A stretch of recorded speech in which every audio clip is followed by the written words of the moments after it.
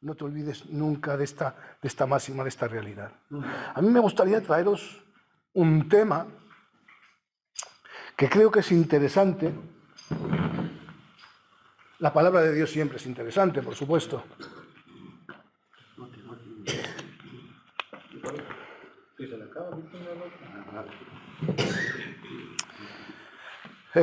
Entrar dentro del tema de una forma, estudiar la palabra. Ya sabéis, usar mi forma de predicar es coger el texto, pasarlo por el filtro de la hermenéutica, contextualizar, usar las palabras clave, idiomas originales y qué nos quiere decir o qué nos quiso decir, transmitir, que eso es lo que entiendo, lo que es una exégesis de la Biblia. Transmitir el autor de la Biblia. No la exégesis, no al contrario, no buscar en la Biblia lo que yo quiero que la Biblia diga, que eso sería torcer las Escrituras. Y eso vamos a hacer en un tema que he escogido, que es la guerra espiritual. Oímos mucho de hablar de guerra espiritual. ¿Habrá guerra espiritual? ¿La Biblia lo apoya esta idea? Y si la hay, si hay guerra espiritual en la Biblia, ¿cómo debemos de encauzar y llevar esta guerra espiritual? Vamos a verlo por medio, como os he dicho, a analizar la palabra. El verso que he escogido es Efesios, no podría ser otro, capítulo 6, verso 12. Porque no tenemos lucha contra sangre y carne, sino contra principados, contra potestades, contra los gobernadores de las tinieblas de este siglo, contra huestes espirituales de maldad en las regiones celestes. Este pasaje, Efesios 6:12, presenta una rica profundidad teológica y exegética, no cabe ninguna duda. Requiere una exploración meticulosa.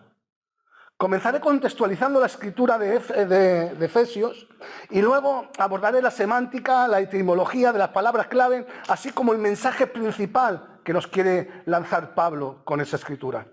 La frase "porque no tenemos lucha contra carne y sangre" establece un contraste importante entre la naturaleza de la lucha espiritual y la lucha física. Aquí sangre y carne representan la humanidad, la esfera terrenal y material. Y Pablo lo está enfatizando. Vamos a entrar en las palabras clave. Yo la primera palabra clave que he cogido es principados. ¿Me puedes poner la primera captura, Tony, si puedes? Que ya sabéis, el griego koiné es el idioma usado en el Nuevo Testamento. En el griego koiné, principados sería la palabra, gracias Tony, archas.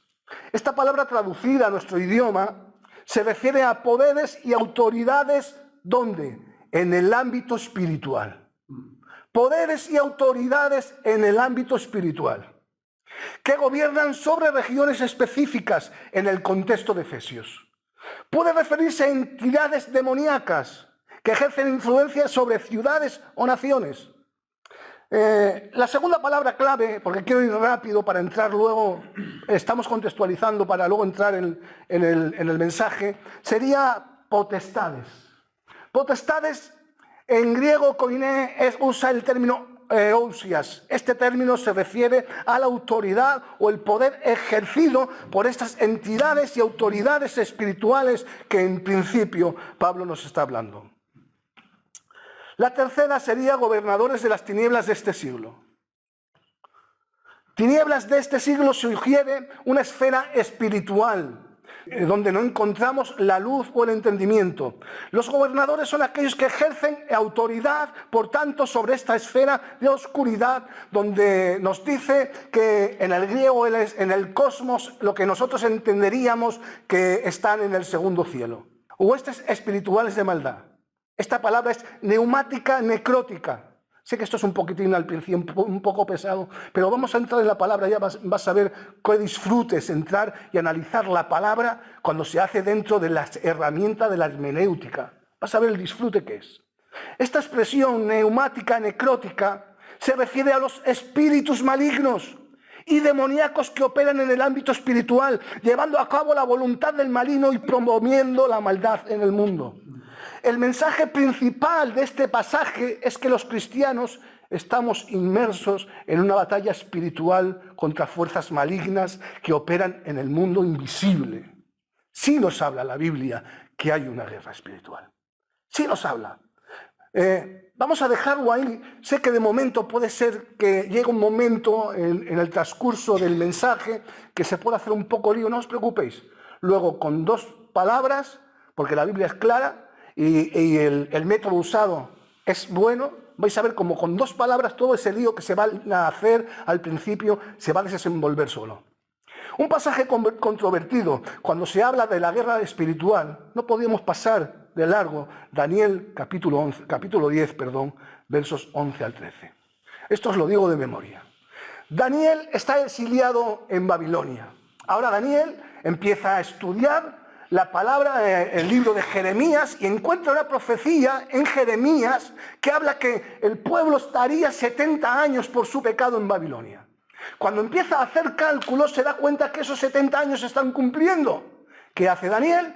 Empieza a ayunar y empieza a orar, empieza a ayunar y a clamar. Después de 21 días de ayuno, a Daniel se le aparece un varón, el arcángel Gabriel, y le dice: Daniel, varón muy amado, está atento a las palabras que te hablaré y ponte en pie, porque a ti he sido enviado ahora. Mientras hablaba esto conmigo, está hablando Daniel en primera persona, me puse en pie temblando. Entonces me dijo: Daniel, no temas, porque desde el primer día, desde el día 1 que comenzó el ayuno, en que tú dispusiste tu corazón a entender y a humillarte en la presencia de tu Dios, fueron oídas tus palabras, y a causa de tus palabras yo he venido. Es decir, los ángeles, ya sabéis que la palabra ángel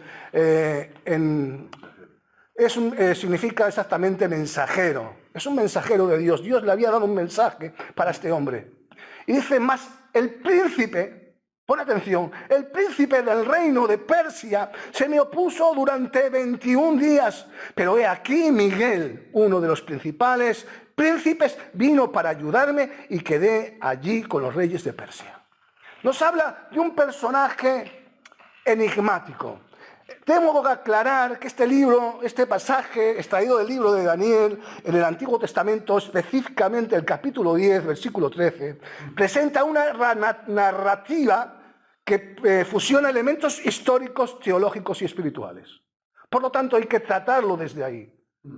Para entender el significado de muchos de los pasajes de este maravilloso libro, y esto es una herramienta que te doy, muchos de los pasajes de este maravilloso libro es necesario contextualizar tanto el libro de Daniel como la situación histórica de la época en que se desarrolla aplicando la hermenéutica. Ahora examinemos las palabras clave y su semántica de una forma rápida. Primera palabra clave que yo he sacado: príncipe, zar. Esta palabra se refiere a un gobernante o líder político, en este contexto, el príncipe del reino de Persia.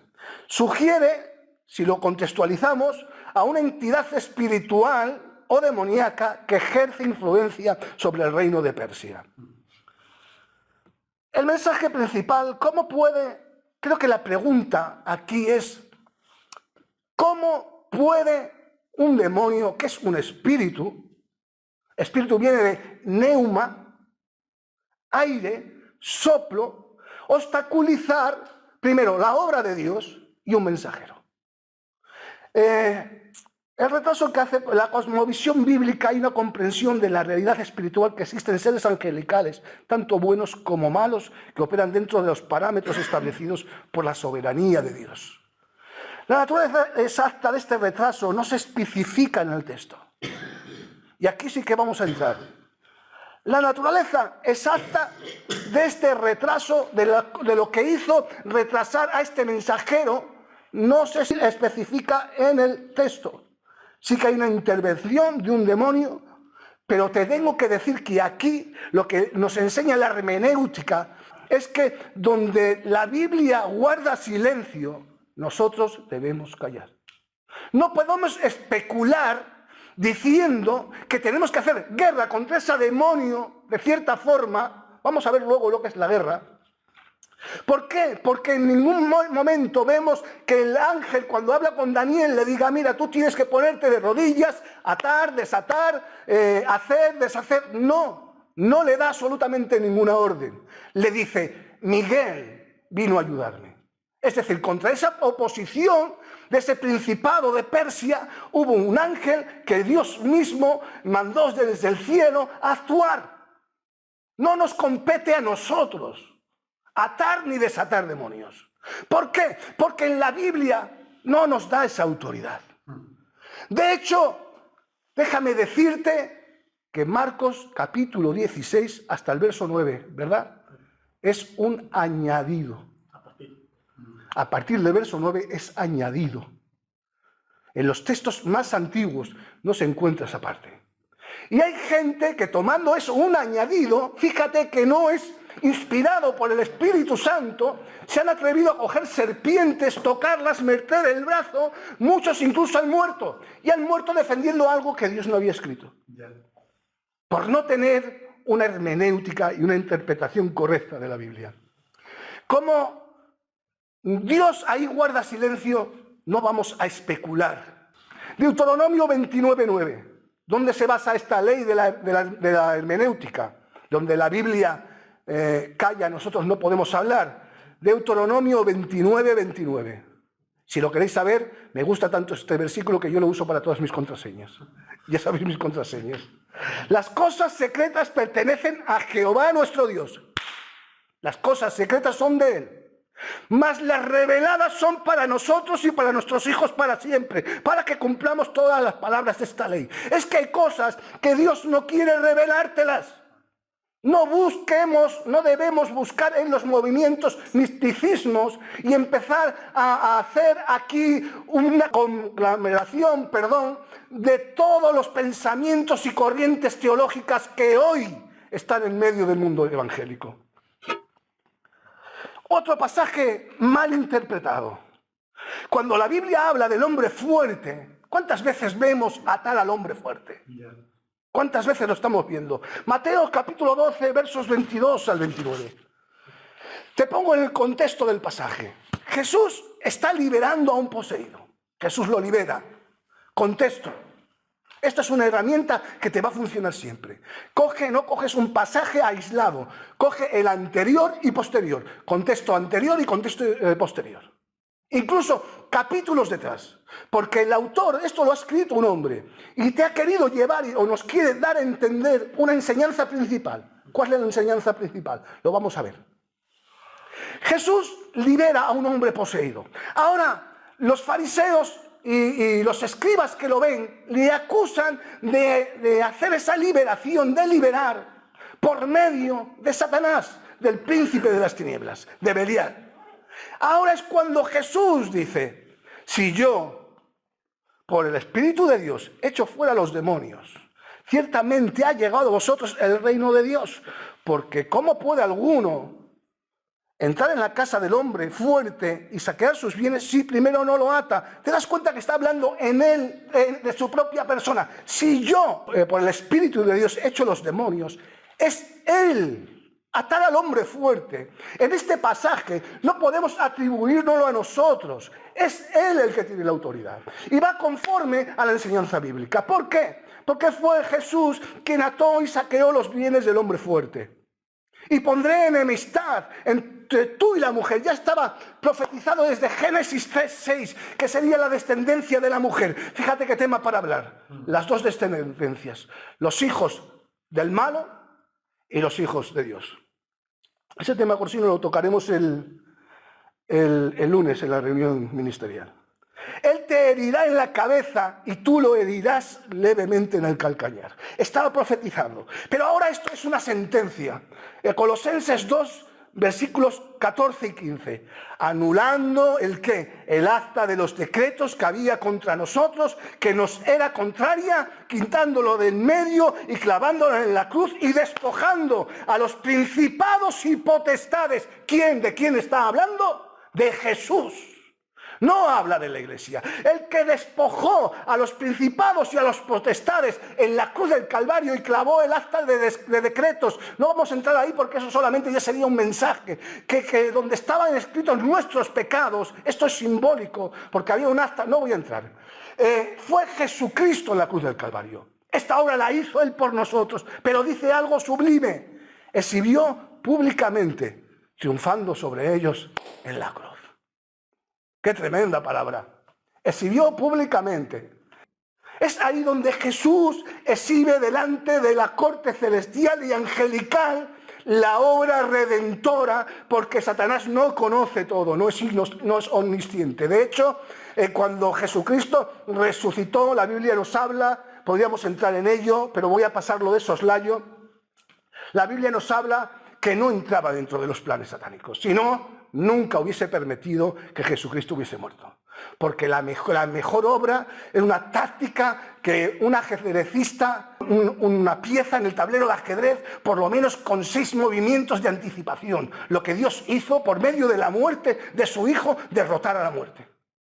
Eso lo vemos ahora a toro pasado y lo vemos fácil. Pero ahí tiene muchísima gloria.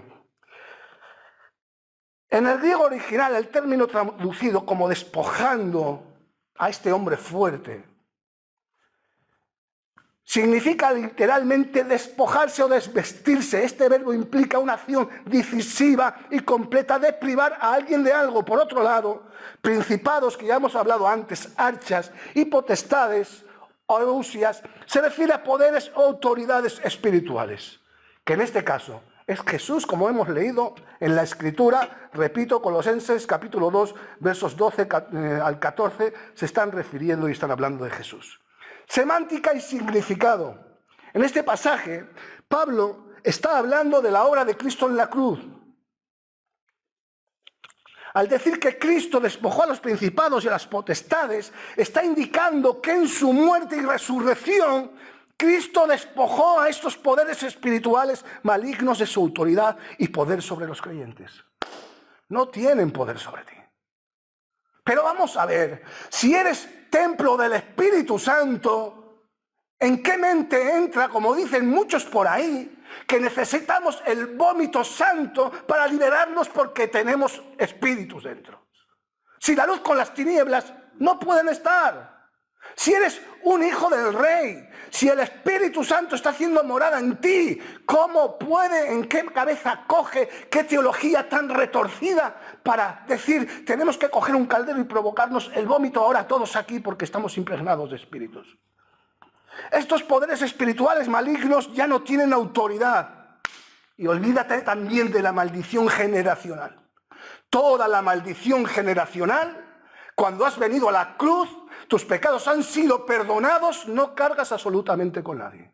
Porque ya no se dirá más, sus padres comieron las uvas y ellos tienen la dentera. Cuando Pablo dice que Cristo los exhibió públicamente, triunfando sobre ellos en la cruz, está enfatizando que la cruz no solo fue un lugar donde Cristo llevó a cabo la redención de la humanidad, sino también donde manifestó públicamente su victoria sobre las fuerzas espirituales malignas. La muerte y resurrección de Cristo no solo reconcilian a la humanidad con Dios, sino que también derrotan a las fuerzas del mal y muestran su impotencia. No tienen ninguna autoridad contra la Iglesia de Cristo frente al poder de Dios manifestado en Cristo. Esto también se usa, la misma teología que se usa en esto, y lo vais a entender, se usa también para interpretar un verso. Cuando se nos dice acerca de Jacob, Génesis 32, 28, sé que voy rápido, pero creo que se está entendiendo, ¿verdad? Sí. Génesis 32, 28, y el varón le dijo, no se dirá más tu nombre Jacob, sino que Israel, porque has luchado con Dios y con los hombres y has vencido. ¿Cómo luchó Jacob? Una bola de energía, la sostengo y cuando se hace grande, y se la lanzo al ángel. Perdonadme, esto que estoy haciendo, creo que mucha gente lo tiene concienciado como que hay un hecho real que pasó. No tan solo el Kamehameha de Sangoku, hay gente que cree en estas cosas, en estas energías. Pero mira cómo dice la Biblia, porque la Biblia habla por sí sola. Cómo dice la Biblia que Jacob luchó con el ángel. Oseas 12:4. ¿Lo puedes poner, Tony? Si lees el capítulo 12 de Oseas, te darás cuenta que habla de Jacob. Cuando habla de Jacob, habla de Israel de una forma figurada, porque Israel salió de sus lomos. Dice, en el seno materno tomó por el calcañar a su hermano. ¿De quién está hablando? De Jacob. Y con su poder venció al ángel. Venció al ángel y prevaleció. Palabras clave. Las lees, ¿verdad? Y allí lloró y le rogó. No había bolas de energía, no, simplemente que Dios es un Dios tan misericordioso que llega un momento en que Jacob se ha cansado de estar toda su vida huyendo, que le llamen suplantador, porque realmente conseguía las cosas por engaño. Pero él tuvo una experiencia con Dios. Y después de esa experiencia con Dios no es más fácil entender esto, porque Dios te ha tratado y ha cambiado cosas en ti y en mí. Llegó el momento en que él entendió y dijo, tuvo la oportunidad de ver al ángel.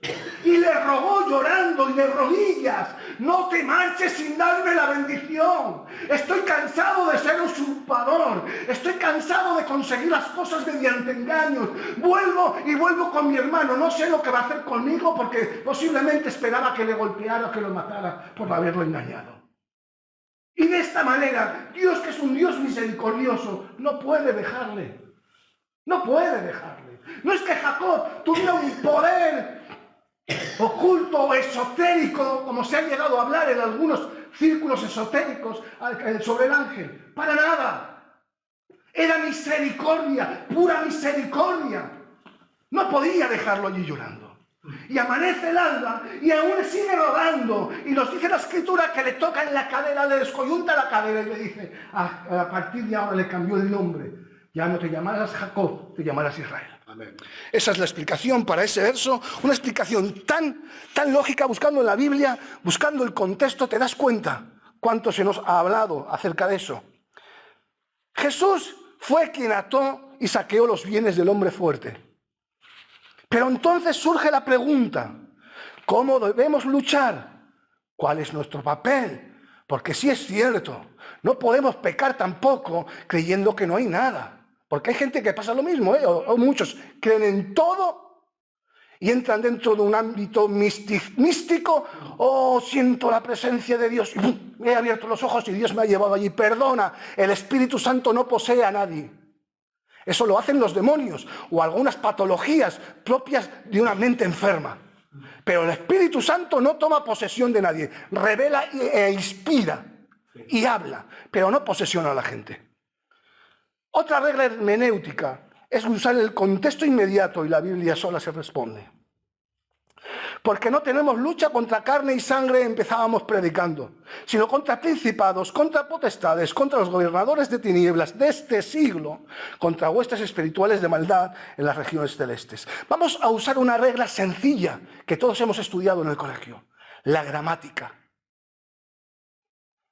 El versículo 13 dice un por tanto. Ese por tanto es conocido como una locución adverbial, válida en español. Su significado es atención a lo cual, o por lo que. Una locución adverbial es un grupo de palabras que actúan juntas en oración y lo hacen como si fueran un adverbio, es decir, añaden a la oración algún tipo de información. Error, hermano mío, que se ha cometido ha sido coger este versículo aparte y decir, sí, tenemos una lucha, de acuerdo, tenemos una lucha, y de ahí empezar a especular, cuando es Pablo el que después en el contexto inmediato, y lo vas a ver de qué forma tan clara, nos da las armas de cómo podemos y debemos enfrentar esa lucha. ¿Cuál es el contexto inmediato? Empezamos en el versículo 10. Por lo demás, hermanos míos, fortaleceos en el Señor, porque está hablando de la prueba, de los problemas, y en el poder de su fuerza. Vestíos de toda la armadura de Dios para que podáis estar firme contra las acechanzas del diablo. Y aquí es donde entra el tema, el versículo en cuestión. Porque no tenemos lucha contra carne y sangre, sino contra principados, contra potestades, contra los gobernadores de las tinieblas de este siglo, contra huestes espirituales de maldad de las regiones celestes. El adverbio, lo cual retoma el anterior, pero ahora nos va a dar una información complementaria. Y va a encajar en el puzzle de una forma magistral, lo vas a ver. Por tanto, tomad toda la armadura de Dios. ¿Para qué? Para que podáis resistir en el día malo. Y habiendo acabado todo, estar firmes. Pero es cuando ya empieza a desgranar. Estad pues firmes, ceñidos que vuestros lomos con la verdad. El cinto es simbólico, está hablando de la vestidura de las legiones romanas de aquella época. Y es un cinto que tiene que sujetarte por la cintura. Es decir, la verdad, hermana y hermano mío, para luchar contra estos seres y huestes demoníacos es vivir en la verdad. No es místico, es vivir en la verdad. El cristiano que ostente llamarse como cristiano y no viva en la verdad, tiene una lección pendiente con Dios. Segundo, estad pues firmes, ceñidos vuestros lomos con la verdad y vestidos con la coraza de justicia. Maravilloso. La coraza es lo que guarda las partes y los órganos sensibles y vitales del cuerpo. ¿Y cuál es esa coraza? Nos dice Pablo, la justicia. Y es que la justicia forma una parte esencial en la vida cristiana. Primero, una justicia imputativa, que es la de Jesucristo, el más justo. Esa justicia nos ha sido imputada. Pero también hay una justicia por medio de la santidad progresiva que debemos de ir alcanzando con el tiempo, los meses y los años. En una relación directa con Dios. Es decir, tu justicia sí cuenta. Porque muchas veces nos quedamos también con la otra parte. La salvación es gratis. Perdona, la salvación no es gratis.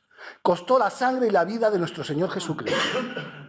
Es gratis para ti y para mí en el momento que nos arrepentimos de nuestros pecados y Dios hace una triple acción que no necesitas temblar, ni sentir calofríos, ni ver visiones. No, Dios te redime, es decir, que ha quitado tu pecado, ha borrado tu pecado. Él ha creado, te regenera, lo cual quiere decir que aparte de nuestra vieja naturaleza, caída y pecado, Él ha creado una nueva criatura en nuestro interior. Y la tercera es que nos ha imputado la justicia perfecta de su Hijo Jesucristo. Estas tres acciones concurren, y yo he hecho confesión de fe, os prometo, a mucha gente. Muchos sí han sentido, pero la mayoría no sienten nada. Pero es por fe. Esto ha sido hecho, ha confesado su pecado, lo ha confesado delante de Dios, ha pedido perdón. Yo creo que la Escritura se cumple. Tiene más, oh Dios, y esto lo digo, tiene más poder la Escritura que mi sentimiento. Porque si obro conforme la Escritura, pero no conforme mi sentimiento, estoy obedeciendo la palabra. Si hago algo que el sentimiento me lleva a hacerlo, pero no lo paso por el filtro de la palabra y no lo pasa, estoy desobedeciendo a Dios. Sobre todo, tomad el escudo de la fe. Qué importante es la fe en la vida cristiana. Por eso verás que se le da un papel súper importante.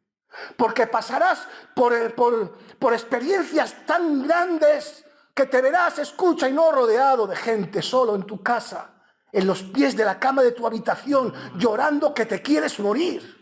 Porque tienes una situación, tienes un hijo que se le está yendo la vida poco a poco y Dios no lo sana. Y si eso es poco, viene otra enfermedad y ahora tú analizas y dices, pero si vivo de una forma santa. Pero es que los santos también les pasa problemas. Porque nos han predicado un evangelio triunfalista. Ven a Dios, ven a los pies de Jesús y todo te va a ir bien. El negocio te va a ir bien, todo te va a ir bien. Ahora, cuando viene el problema y has racionalizado y has interiorizado ese concepto del evangelio y no te va bien. Y a la persona que tienes en casa tienes que despedirla y vestir de luto, echarla de menos. ¿Qué es lo que pasa? Tú lo has pasado recientemente, lo estás pasando y sabes lo que es. ¿Qué es lo que pasa? Que si he interiorizado ese concepto de evangelio, una de dos, o me rebelo contra Dios, eres injusto porque yo estoy haciendo tu palabra y no estás cumpliendo conmigo. O dos, Dios a mí no me escucha, no me hace caso, porque estoy pasando lo que estoy pasando. Pero es que la Biblia no dice eso. Es que la Biblia dice, en el mundo tendréis aflicción. Confiad, yo he vencido al mundo. Amén. Amén. La fe, importantísimo. Y tomad el yelmo de la salvación, lo que protege mi cabeza, mis pensamientos, mis ideas, Cada neurona que establece conexión con los axones y con otras neuronas y las dendritas dentro del sistema de mi cerebro, tiene que estar protegida, mis pensamientos, por el yelmo de la salvación. Amén. Y aquí sí, la salvación es gratis.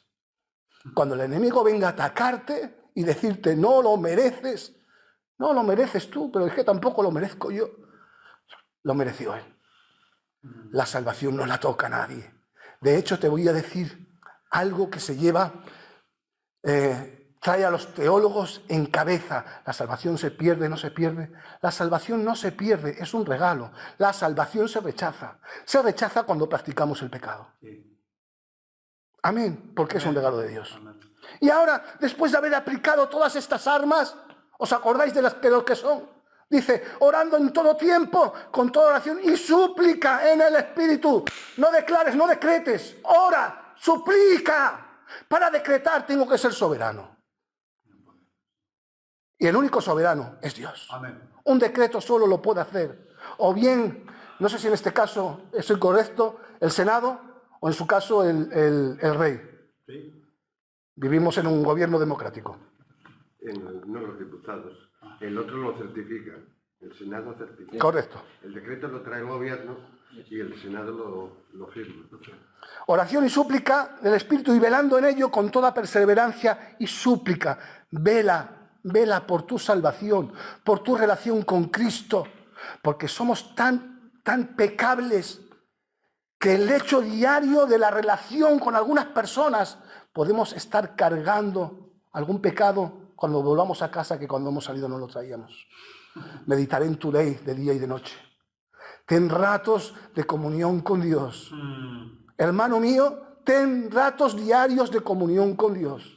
Donde no te presentas delante de mí, ni yo delante de ti, que a veces tengo, porque son relaciones interpersonales. Tengo que ponerte una cara por dentro, estoy destrozado y por fuera tengo que estar sonriéndote. Pero ante Él sobran las palabras. Ante Él voy desnudo, Señor. Esto quizás no debería soportarlo, pero tú sabes que lo hago por ti. Y las intenciones del corazón, ¿cuánto valen para Dios? Amén. De nuevo, la Biblia nos muestra las armas que debemos usar en nuestra guerra espiritual. ¿Cómo voy de tiempo? No, bien. Bien. Vamos a tener una hora de culto. Segunda de Corintios, capítulo 3, versos 3 al 6. Pues, aunque andamos en la carne, no militamos según la carne. Andamos en la carne, pero no militamos según la carne.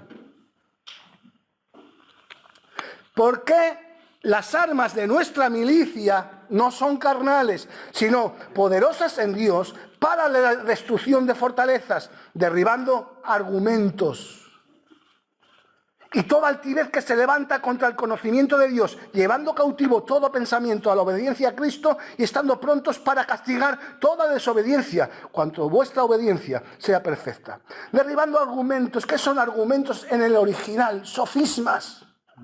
De la palabra sofisma nació la filosofía. La palabra sofía habla de sabiduría.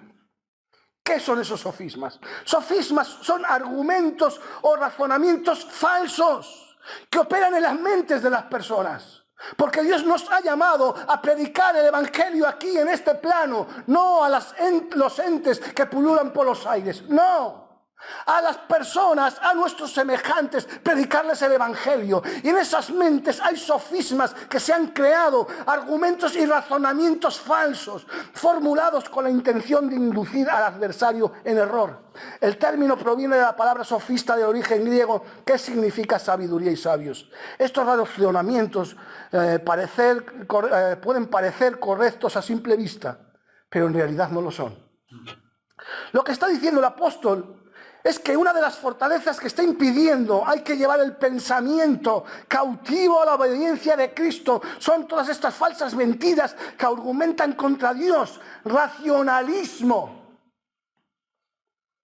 Algo que está desde hace 2 siglos, arraigado en la sociedad. Charles Darwin, el origen de las especies, la evolución. ¿Cómo puedo contradecirla si no estudio? Y les hablo de espíritus y de fuerzas y energías. Eso solamente se derriba con argumentos. Argumentos basados en la palabra y en el estudio. Por lo tanto, lo que esto nos está diciendo Pablo es: hijo mío, Antonio mío, coge la Biblia, estudia, aprende y empieza a evangelizar. Que hay gente ahí que no estoy preparada, porque no he hecho un nivel académico para poder entrar en un diálogo con ellos. Y sí, hermanos, sí, el Evangelio no es meterse en una esquina y hacerse la persona más ignorante del mundo. No, el Evangelio también es estudiar. Estudia, ocupa tu tiempo. Ellos tienen entenebrecido su entendimiento. Efesios 4, versículo 18. Satanás les ha entenebrecido el entendimiento. Como les damos luz, ¿qué es la luz? Cristo. ¿Cómo se revela Cristo? Yo soy la luz del mundo, no hace falta entrar en eso, ¿verdad? Soy la luz del mundo. ¿Cómo le damos luz? Lámpara a mis pies es tu palabra y lumbrera todos mis caminos. Lo que para ti es luz y para mí es luz, debemos transportarlo a la gente, a nuestros semejantes y evangelizar con ello. Amén. En cuanto a las herejías, más predicación, más Biblia, más contextualización y más buscar la Biblia, lo que los autores nos enseñaron en la Biblia. Y perdona, yo sé que esto a veces nos pone un poco contra la espada y la pared. No es mi intención. Mi intención es predicar la palabra de Dios, hacer bien, creerme. Pero tenemos que estar dispuestos a romper paradigmas. Lo que siempre me ha enseñado a veces no vale. ¿Te hablo de algo? Mira, cierro la tabla. Yo vengo de una cultura donde la sangre te pide venganza. Amo mi cultura, lo bueno, porque tiene cosas buenísimas. Pero hay cosas muy malas. Y yo hubo un momento en mi vida que hubo algo, no os voy a contar el caso, les agradezco con todo mi corazón, porque sé que vienen a hablar con buena intención. Pero a mí la Biblia me enseña que yo no debo practicar la venganza. Me lo enseña mi cultura, pero esa parte de mi cultura murió conmigo cuando yo acepté a Jesucristo. No hay venganza, hay perdón. Yo los perdono. Pero escúchame, y esto es muy fuerte. No le dije: aquí me tienes para lo que quieras. Vete a la iglesia con tu mujer, tienes hijos. No te quedes en casa. Vete a la iglesia. El Evangelio es algo maravilloso. Aporta muchísimo. Sobre todo a la cultura gitana, el Evangelio nos ha hecho crecer siglos.